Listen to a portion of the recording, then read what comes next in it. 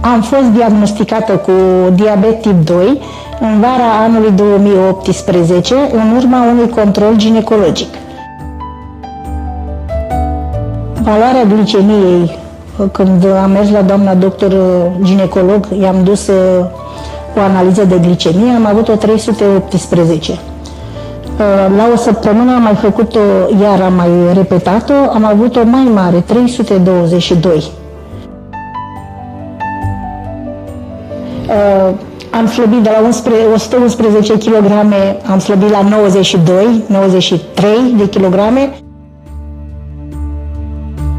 Da, am avut norocul, dar am dat peste o doamnă doctor super bună și pe plan de activitate al dânsei și așa ca persoană, cu sfaturi, dietă, o vorbă bună, să facă mișcare, să ție dietă, ca să nu se ajungă la diabet, fără grăsimi prea multe.